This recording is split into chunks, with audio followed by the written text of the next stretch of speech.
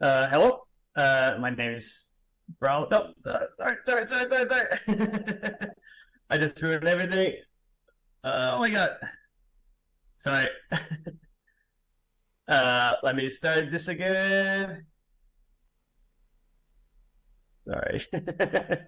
I clicked the wrong button. I apologize.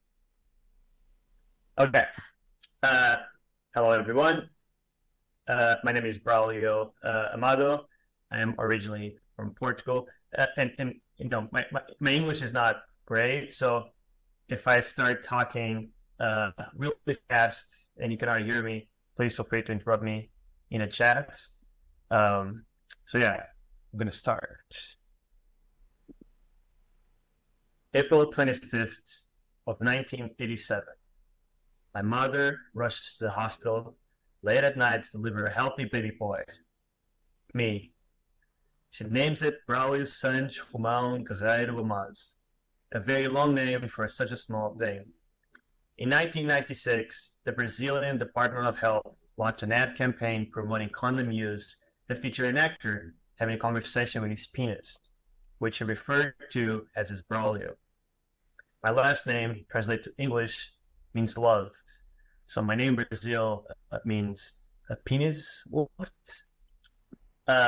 But I'm actually from Portugal, not Brazil. Portugal is a super small country in, how I would like to say, the ass of Europe. I was born in a town called Almada, across from the capital, Lisbon. And get some water.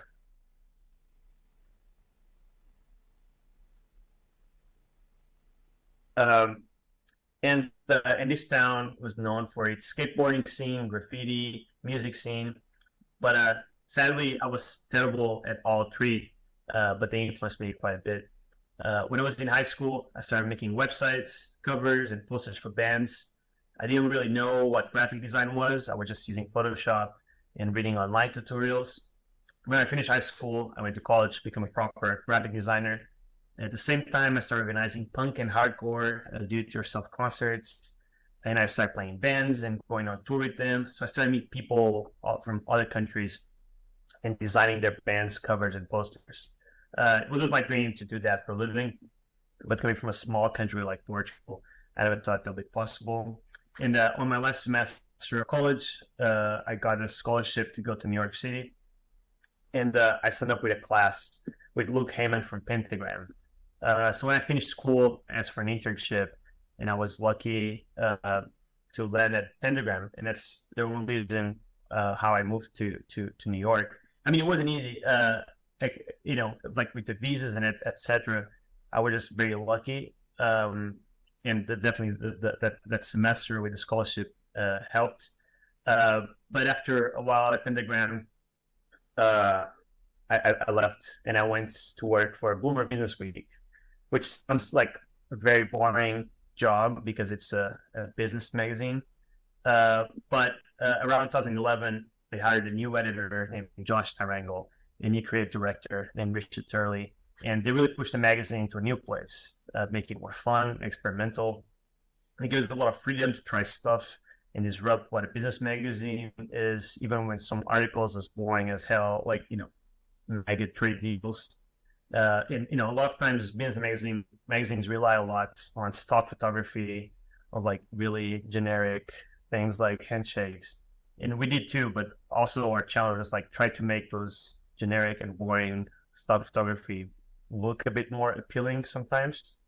And we wanted to make the pages fun to read, and every week I was trying to come up with different illustrations, different styles, and different ways to people engage with the stories, and after trying to make objects, like turn charts, like events, like different things, and make it really weird and sort of experimental, I guess.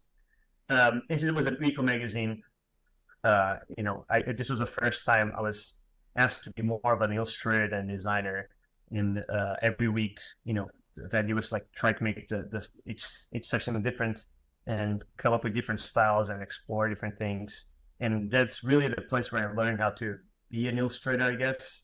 Before this, I was always thought of myself more as a graphic designer and not really an illustrator.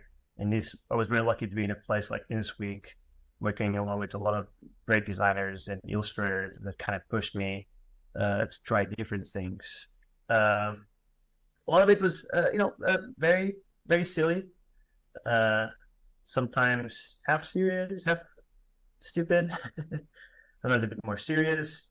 And yeah, so the pace of the magazine was really crazy. Like you can imagine from a weekly magazine.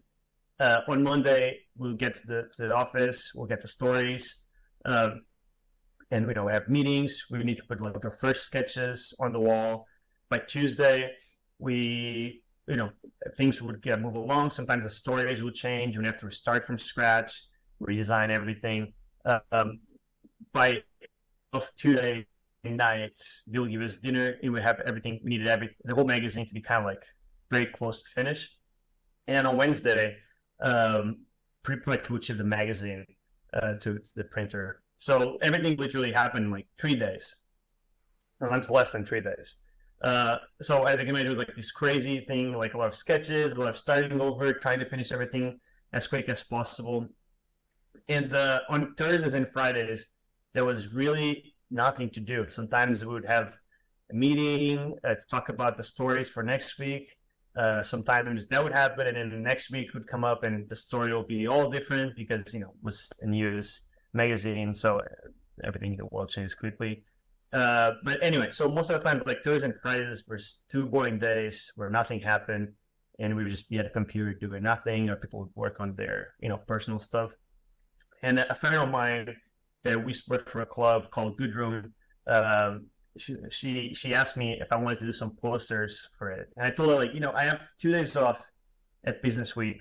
I can like do this sort of like, the same attitude like I was doing the magazine, which is, like not overthink, try different styles, not be precious, kind of like do things in a more fast pace, I would guess.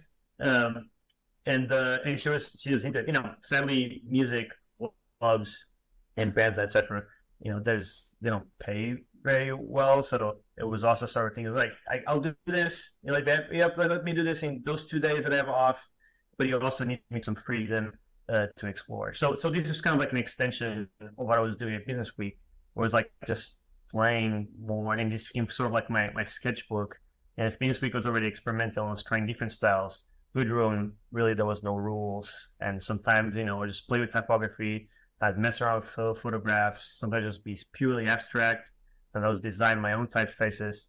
And then from there, I started getting artists, asking me to design the record covers because they see the posters, and I will see, or they would be playing a Good Room, and I'll do posters for them, and then they would hire me to do record covers. So it's kind of like how I ended up, designing record covers and doing posters randomly, in a way.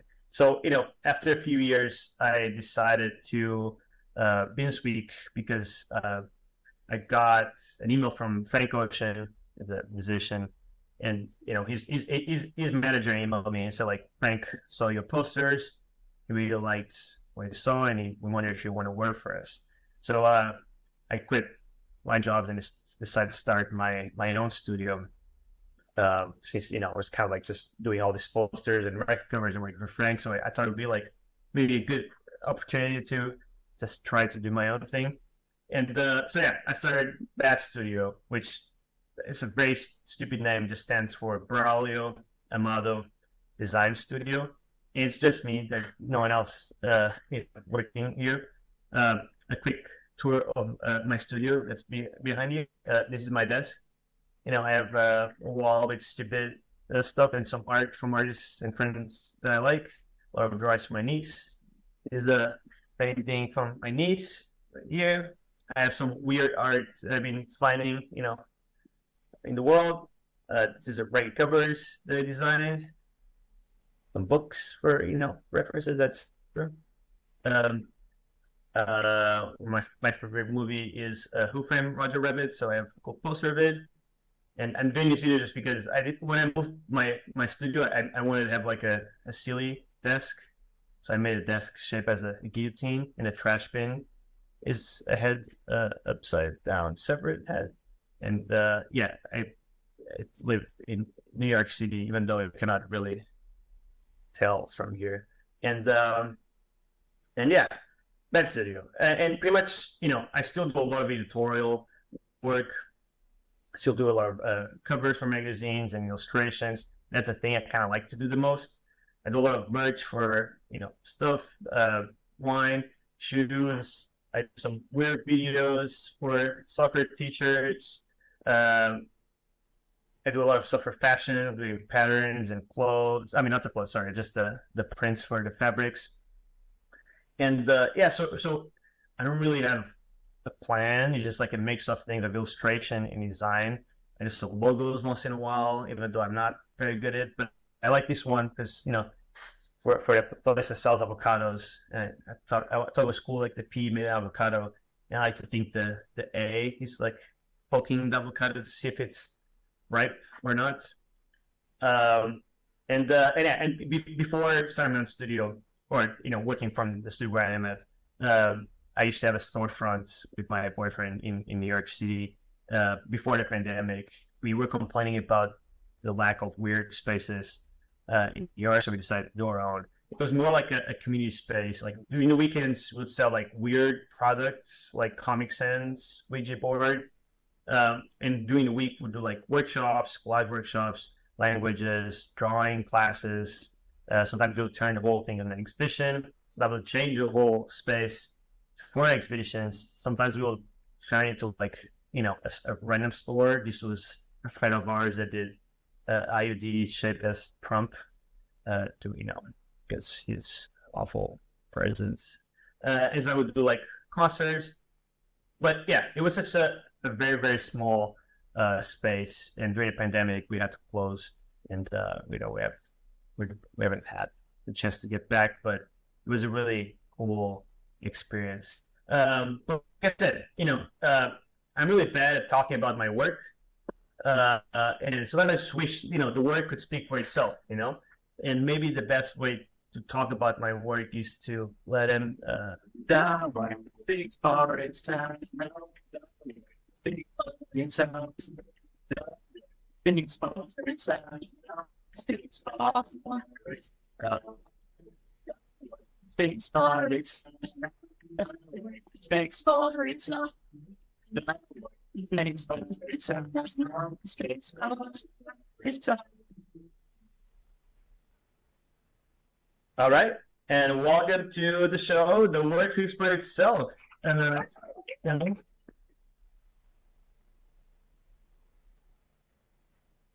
your host, Braulio Amado, and we have a selection of guests here with us going to talk about it. And the first one is this record cover for a band named sent it to our post site, and their album is called Non-Background Music. Sir, tell us a bit more about yourself.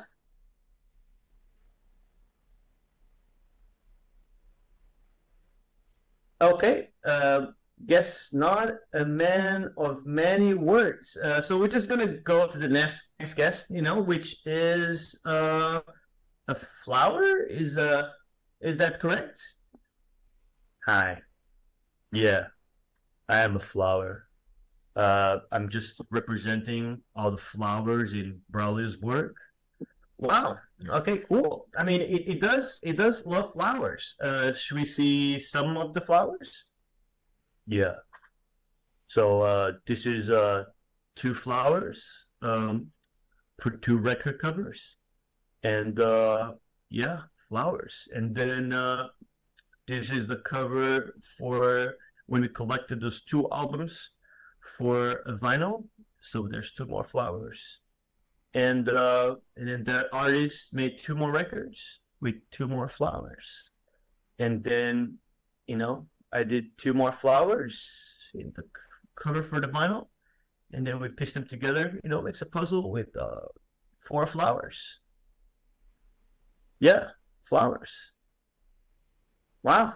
But you know, why flowers? Why would you just draw flowers? You know, flowers are great because they are good for everything. anniversaries, sexy days, funerals, sort of thing that if you don't know what to give as a gift, a flower probably did the work, you know? But there's so many elements and colors to play with in a flower. For example, you know, you can make a flower using words. You can make the flower several different styles.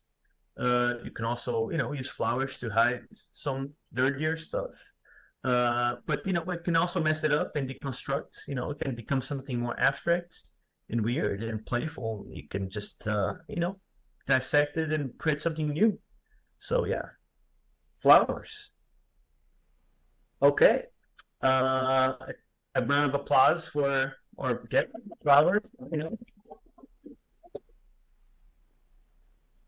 Thank you. Yeah, thank you. Okay, we're going for a quick commercial break, and we'll be right back. Hello, Alex Shukas. Ben Housley. Daniel Senator. Talk to me. Lana Birds.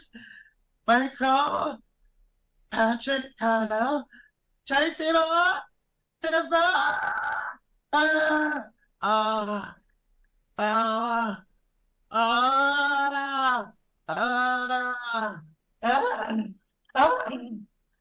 Doctor!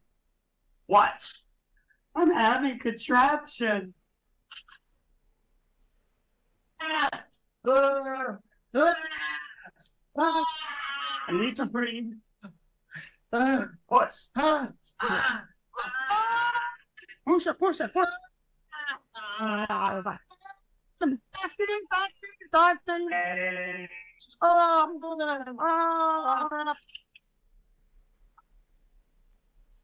Congratulations, it's a book. I'm gonna call it Graphic Interviews for Graphic Artists.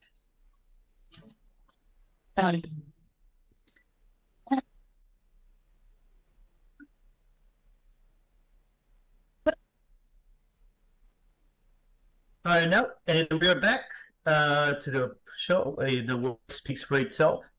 And our next guest is a folder of posters. Is that correct? Hi, yeah, I'm just a folder of posters. You know, Braulio does a lot of them. So yeah, let's dig in. So, you know, normally I do a better voice for each guest, but it's not coming out very well. But anyway, so yeah, like I said, I do a lot of posters and I like to keep them as loose as possible. Like I said, it's almost like my sketchbook where I try different ideas and different things and experiment. And I'm very lucky to work for a client like Goodroom, which lets me do, you know, a lot of crazy stuff, especially sometimes it's like not very legible. But, you know, nowadays everything surfaces in the internet. There's a caption underneath. So legibility, you know, sometimes it's not really necessary when the information is repeated twice. And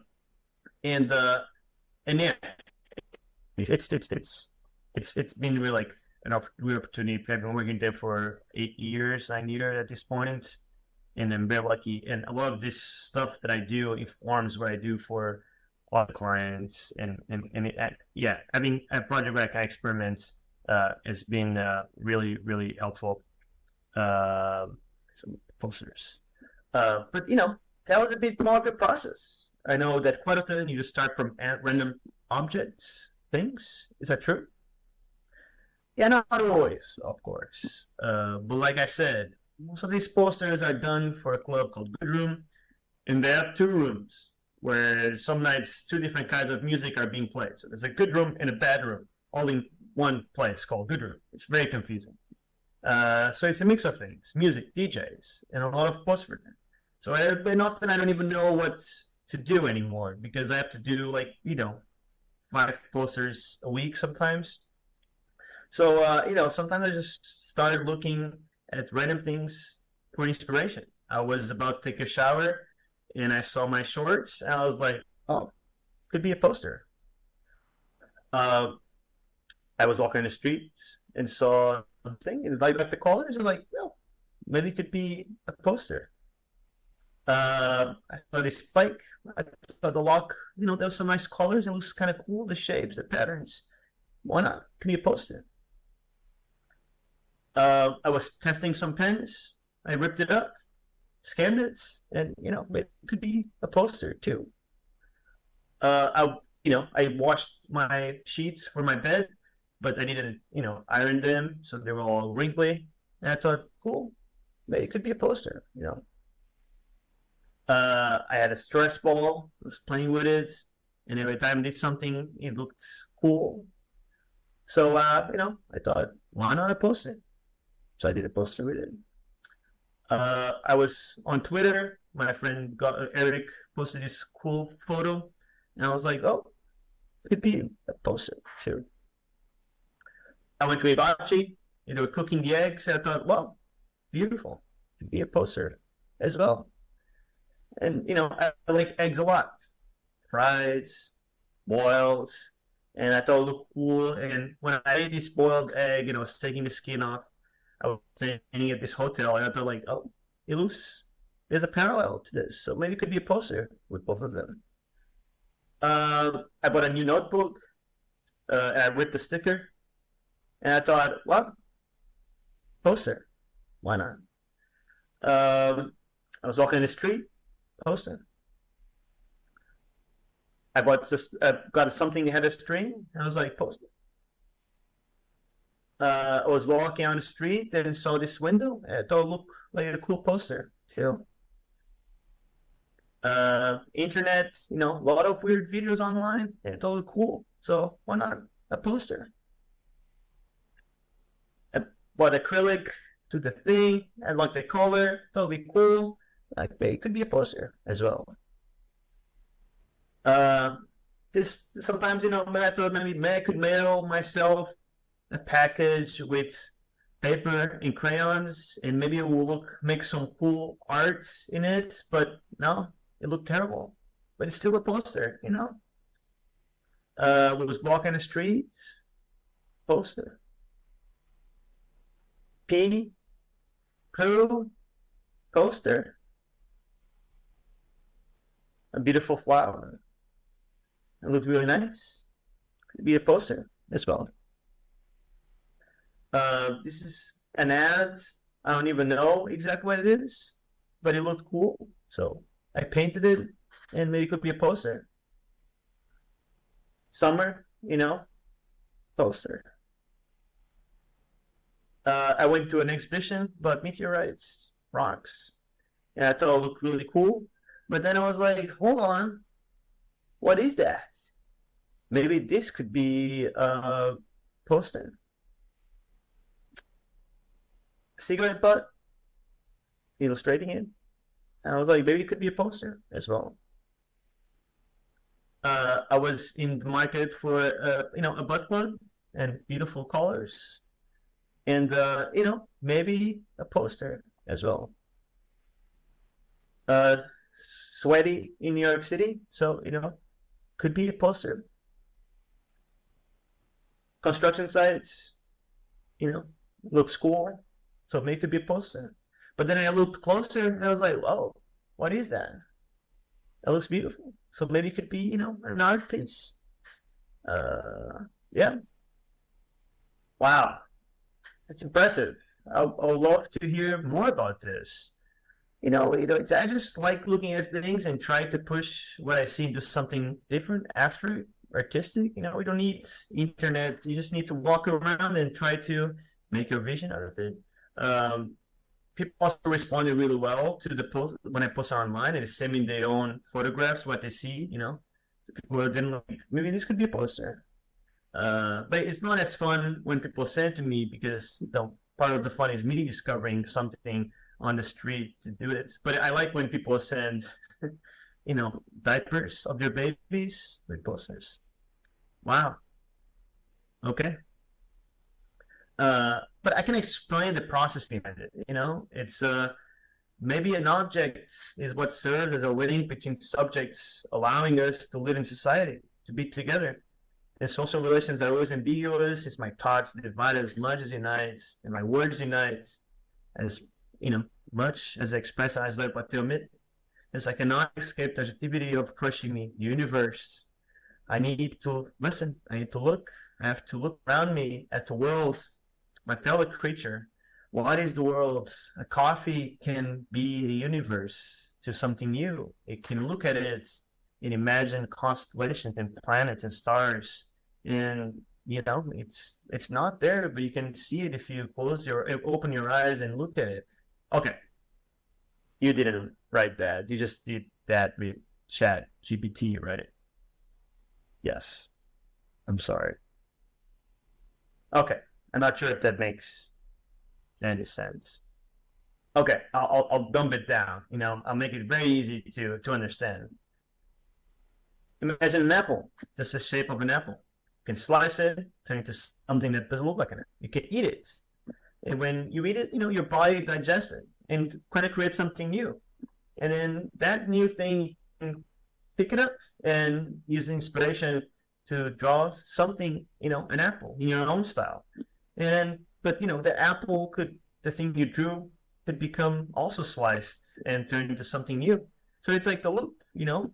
You need to learn how to look at things as boring as we are and figure out a way to represent them in different ways. Your body and nature already dissects and digests and shits things out and transforms. So why wouldn't you? You have the power to transform things and, you know, look at them in different ways. And yeah, that's my process for the posters. Wow. I think it should end here. Maybe we should. Okay. Thank you. Thank you everyone for listening to my very silly lecture. Thank you.